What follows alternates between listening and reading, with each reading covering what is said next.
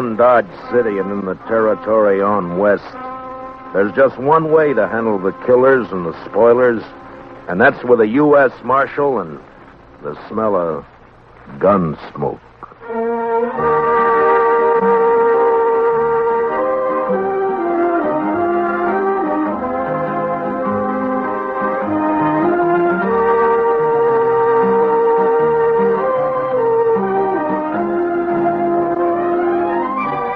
Gunsmoke, starring William Conrad.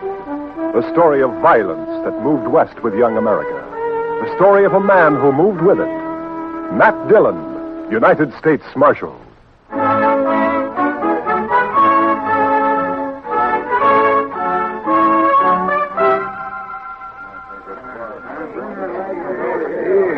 Howdy, Marshal. Hello, Mr. Biggs. Can I give you a hand? No.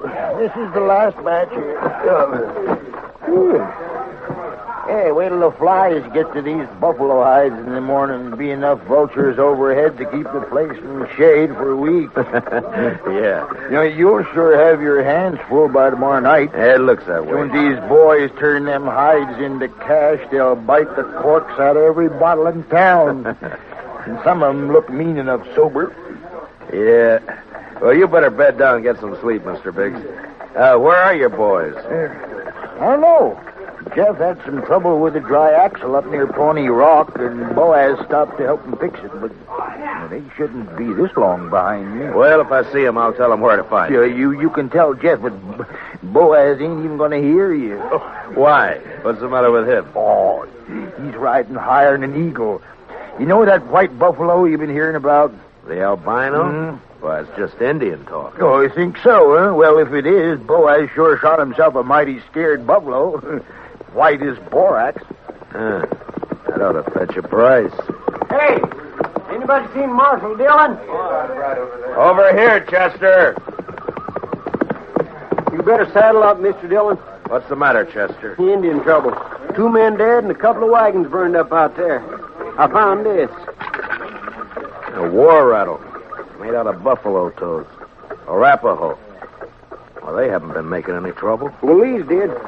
I was topping a hill when I saw the wagons go up in fire. It was Indians, all right. I saw one ride off. That's funny. I never heard of Arapahoes attacking at night. How far out, Chester? 10 mile, maybe, toward Pawnee Rock. Pawnee Rock? Marshal, my sons is coming from there. Easy, Mr. Biggs. Lots of wagons in the territory. Marshal, I didn't see another wagon between here and Pawnee except the ones we had, but the Indians killed my boys. There's only one way to make sure, Mr. Biggs. Saddle up and ride over to my office. I'll be with you as soon as I can get my horse.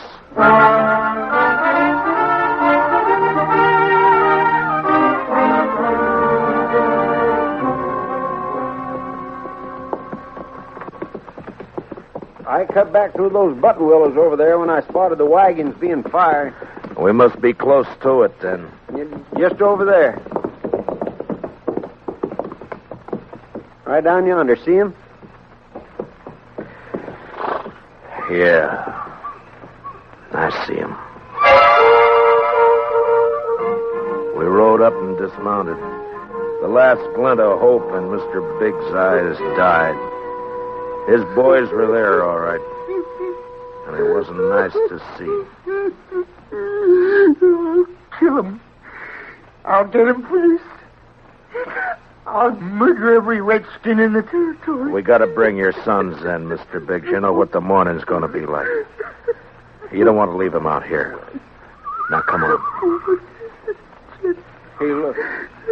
Down there by the stream. Yeah, 4 of them. They're not saddle horses. Mr. Biggs. Mr. Biggs. You recognize those horses down there? Yeah. I know them. Teams belong to Boaz and Jeff. Indians must cut them loose from the wagons before they fired them. Doesn't that seem curious to you, Chester? In what way, Mr. Dillon? Why didn't they take the horses with them? Yeah. What are you thinking, Marshal? No burned hides in those wagons. So they stole them. Yeah, they stole them. But Boaz and Jeff both have their rifles there beside them, and the horses are left behind, too. Horses and guns are the first things Indians would go for. What are you looking for, Mr. Dillon? Those buffalo hides weren't carried off without wagons. Yeah, here. Marks the 2 other wagons here, and they're fresh. I didn't see any other wagons, only these. Well, they'd finished and gone before you got here, Chester. Well, yeah, but I'd have caught up to any wagons on the trail to Dodge. Did you go by regular trail? Well, no, I figured the Indian I saw wasn't alone. I didn't want to get bushwhacked further on. You didn't see any Indian, Chester. But Mr. Dillon, just as plain No Indian would leave guns and horses. This job was done by white men. It didn't take anything that could be recognized or identified. You mean somebody's in Dodge by now? With the hides my boys worked and sweated to get? I'm afraid so, Mr. Biggs. There'll be more than 300 buffalo hunters there by morning. It could be any of them. We'll find the right ones. Oh, how? The albino. Whoever killed your sons will have that white buffalo hide.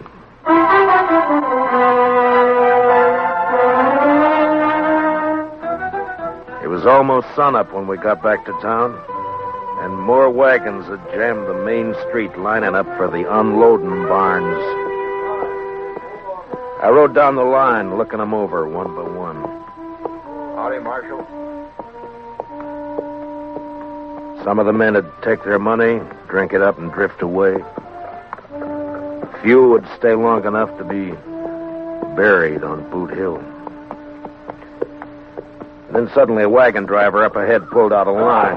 Oh, hey, wait a minute, Jim. Oh, hold it there. Take your hands on that key. I'll take my hands off as soon as you get back to your place. Oh, I'm tired of waiting now. Let go of that bit, mister. Don't do that, stranger. Get your hand away from that gun. Well, now, knows any law around you. There is, so don't try making your own. You got no right grabbing my team. I got plenty right when he tries to horn in front of me, Marshal. That's a lie, Marshal. He cut Never in mind. hard. You both want to cool your heads out in jail? Now, what's your name? Tennessee's good enough. A lot of people from Tennessee coming into the territory. Most of them are pretty peaceful. That sounds like you're saying I'm not. You move pretty fast for that gun.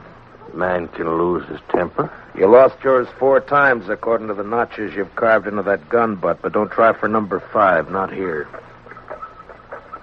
How about you? What do you call? Charlie Kell. Charlie Kell, huh?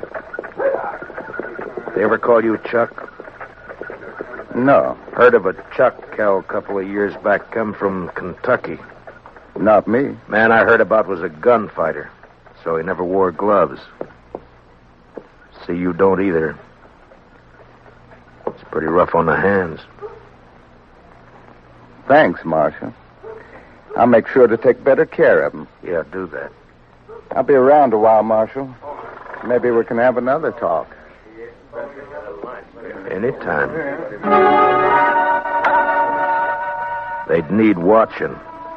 But what I wanted now was a white buffalo hide. Searching the wagons wouldn't do. There wasn't time, and a search had let the killers know that something in the hides they'd stolen could be identified. The time to find out would be when the buyers checked them. I got Biggs and Chester to cover 2 of the unloading barns, and I covered the 3rd one. And then finally daylight came, and the haggling started. Son, you want to sell those hides? Better learn how to handle your skinning knife a little better. They're as good as any. And full of holes, they ain't. Give you $4 a hide for the bunch. You gave that last fellow 8. He looked tougher than you. 6. I'll take 6. 4. Take it or leave it. You think you can rob me, mister? Watch your mouth, boy. Here, none of that. Let me go! Easy, son. Go! Let me have that gun just so you won't be tempted. There, that's better. Give me that. Give it back. You can pick it up at my office whenever you're ready to leave town. Yeah, you look like a city boy to me. Where are you from? St. Louis? None of your business. When something's got you beat, son, there's no shame to admitting it and going home. Sometimes that takes a real man. Don't tell me what to do. Why don't you watch your own job? Why don't you leave me alone, Marshal? I ain't got a white buffalo hide. What'd you say, boy? You heard me. What do you know about a white buffalo hide? What everybody else knows. That you're looking for one. Everybody in town knows it. How? Because the old man whose sons were bushwhacked is all liquored up over at the other barn, shooting off his mouth.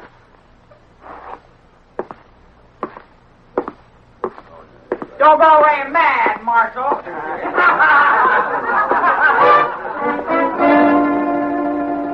Mr. Biggs wasn't at the barn where I'd left him. I cut through an alley to Front Street and headed for the saloons. I never got to him. Mr. Dillon? Mr. Dillon? What's the matter, Chester? Old man Biggs. Where is he? I'm looking for him. Well, he was over by the barn I was watching, drunk, going through the wagon. Yeah, I know about that. I was trying to get him to go back to his own barn, but all of a sudden, he took off. For where? I don't know, but there was one wagon he was watching in particular. The driver walked away from it with a package of some kind. That white hide? It could have been, I don't know, but Big sure thought so. He lit out after the fellow with blood in his eye. Which way? Down there where the boy's been hitching the empty wagon. Well, let's go. Old boy's drunk enough to make trouble. He's liable to kill somebody. Or get killed.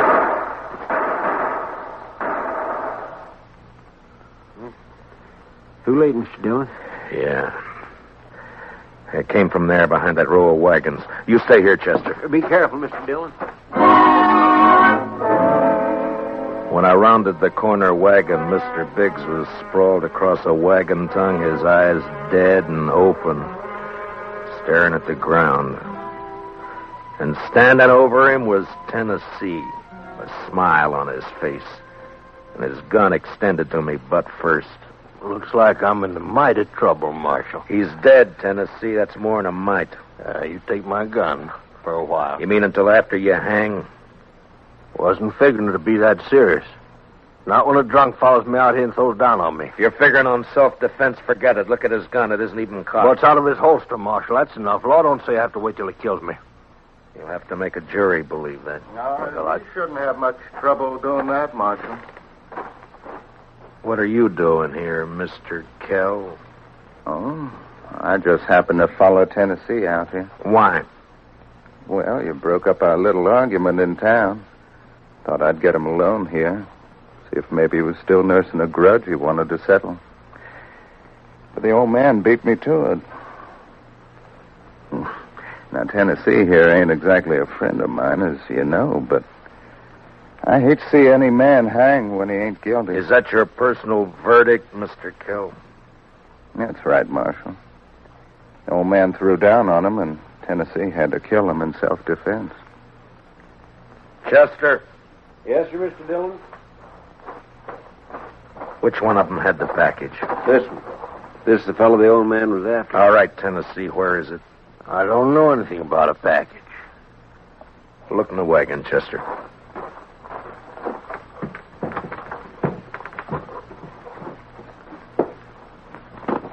See anything? Nothing here. I reckon you can give my gun back to me now. All right, Tennessee. Here. Thanks. But if you decide to use it again while you're in Dodge or any place else in Kansas, I hope I'm there when you do. Well, now, don't you fret, Marshal. I'm sure you will be.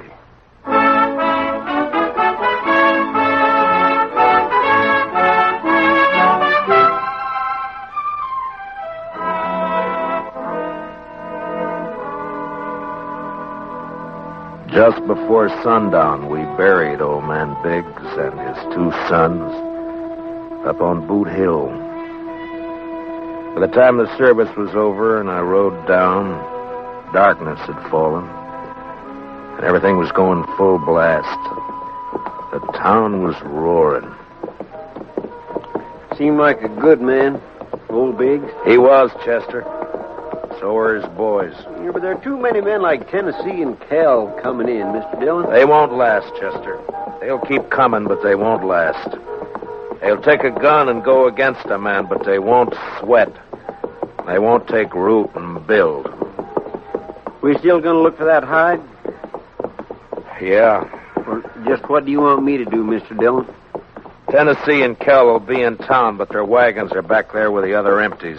Ride back and look them over.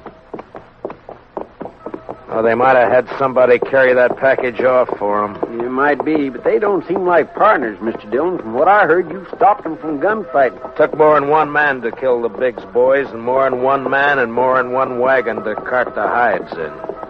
Well, you mean they staged that trouble just for you? Just for me. After they heard I was looking for that white hide. Well, why do you figure that, Mr. Dillon? When gunfighters start for their guns, nothing stops them, Chester. They both started, but they both stopped.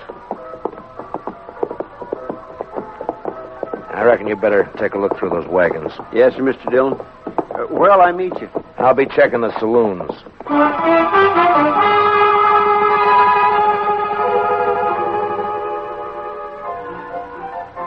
One by one, I made the stops. The Long Branch, the Alafraganza, the Texas Trail. And one by one, they got quieter as I went in. As though each place was holding its breath, waiting for something to happen. The last place was a Mexican hangout. A long, dark walk.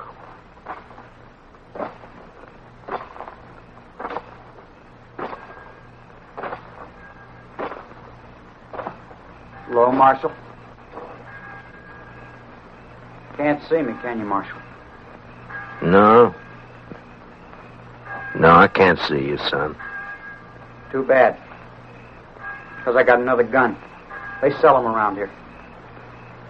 And I ain't going back to St. Louis. You'll fire once, son, and if you don't kill me with that, and I'll kill you. I'll gamble on that, Marshal. Marshal!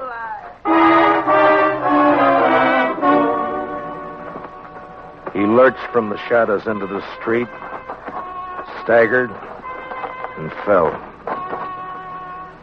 And then he rolled over on his back, and his eyes struggled for a minute like they were trying to remember something. And then he went blank. Well, he was right about one thing. He wasn't going back to St. Louis. Well, what do you know? The marshal's real handy with a gun. Stay out of this, Kel. But I may have something to talk over with you later. You mean what? If you don't know it, then you got nothing to worry about. I've been hearing a lot about how fast you are with a gun, Dillon. Anything to it? I'm still alive. Yeah. This your hobby, shooting kids? He was old enough to try to kill me. I don't like it, Marshal. That's too bad, Mr. Kell. The Chuck Kell I heard about would have loved it. They said he'd killed 2 kids under 16, one of them his own brother. No, you didn't hear the whole story, Marshal. The Kell you heard about killed a marshal, too.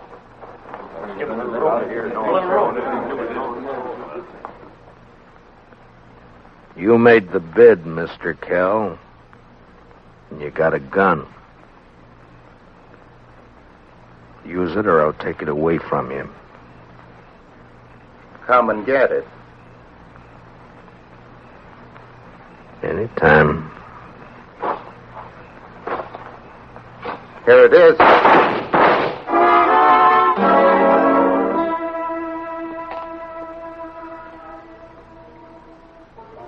How you feeling, Mr. Dillon? I'm all right, Chester. Doc fixed your head.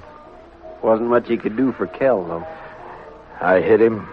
If you didn't, he sure died for nothing. He was fast, all right. Boys say you made him look like a sleepy burro. Never even cleared his holster. And my head says different. You didn't get that from Kell. What do you mean? Tennessee was up the street with a rifle. He creased you. Huh? Where is he now? I don't know, Mr. Dillon.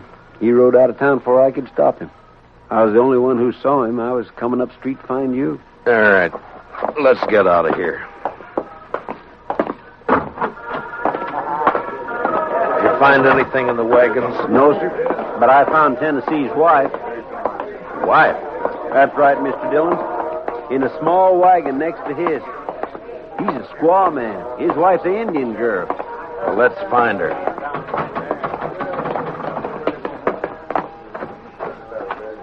All right, Chester. Which way? Edge of town, Mr. Dillon. Well, let's go.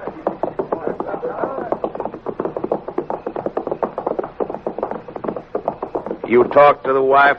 Yes, sir. Found out Tennessee and Kell were friends, all right. They left her here night before last and arranged to meet her here today. She said they were driving empty wagons when they left her. Ask her what tribe she belonged to? Didn't have to ask, Mr. Dillon. I could tell by her beads. She's an Arapaho.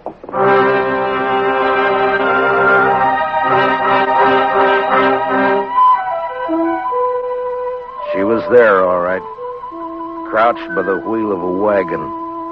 Her face was bloody, and she stared into a small campfire, rocking back and forth without a sound. She wasn't beat up when I left her, Mr. Dillon. Where's your husband? He gone. Gone where? He gone. Tell me which way he went, and I'll bring him back to you. No. You lawman. Your husband had a white buffalo hide, didn't he? Tell me. No. Other man killed white buffalo. Then your husband took the hide away from him? He buy. He buy hide. He didn't buy him. He killed 2 men to get him. He killed with Indian paint on his face. He left an Arapaho war rattle. He wants the blame to come to your people. If the white men think the Arapahoes are on the warpath, the soldiers will come. No. Arapaho peaceful. Where's the white hide? What'd your husband do with it? He tell me. Bury it Where? Where's it buried? there. Back there. By tree. Go dig it up, Chester. And then stay with her till I get back. You going after him, Mr. Dillon? As soon as she tells me which way. All right, Mr. Dillon. You're white man. No good. Now tell me which way he went. You let him go. He not come back. I can't let him go. If I do, the soldiers will come after your people. He beat you, and he ran away from you. Now he'll bring death to your tribe unless I get him. Where did he go? He ride to where moon sleep. I rode east. Tennessee had about an hour's start, but I figured to make up most of that before sunrise.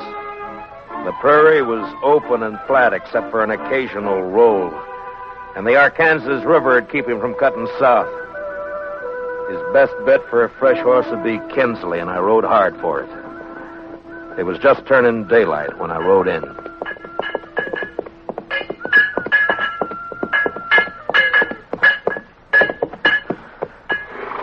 Well, howdy, Marshal. Morning. Good morning. Got a place I can water my horse? Trough right there. Just let him loose. He'll find it. Thank you. Looks like you come a long way. Dodge. Now, the fella here just a few minutes ago been riding hard, too. He come from up Pawnee way, though. Tall, dark, riding a vinegar roan. Yeah, that's right. You get a fresh horse here? Had to send my boy out the corral to get one for him. He'll be back soon. You mean he's still here in town? Yeah. Asked about breakfast, so I sent him over to the Widow Hilliard's place. Right over there, across the road. Thank you. I'll be back. Say, you after that fella, Marshal?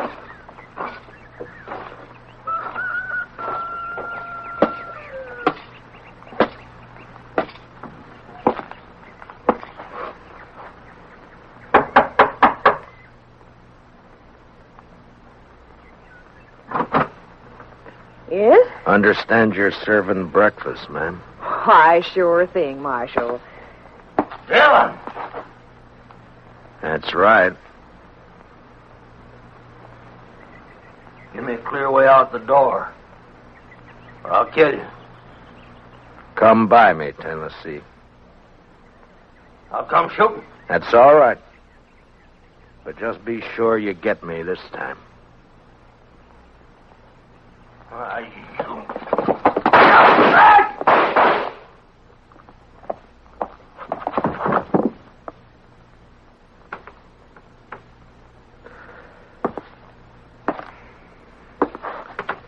You hurt, ma'am?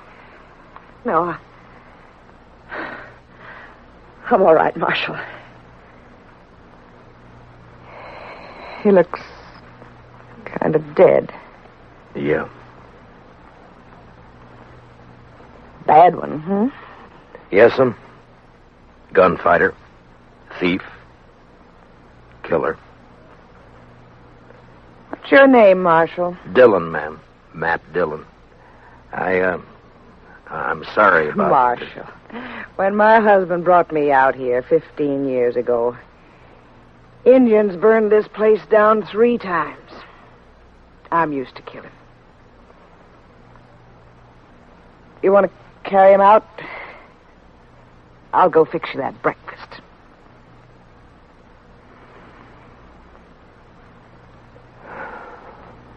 Thank you, ma'am. It's a long ride back to Dodge.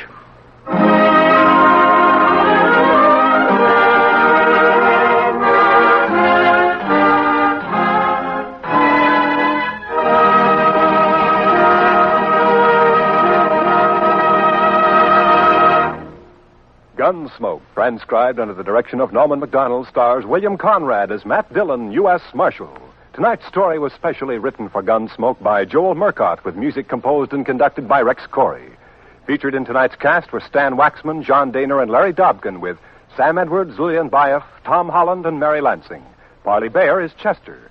Join us again next week as Matt Dillon, U.S. Marshal, fights to bring law and order out of the wild violence of the West in Gunsmoke.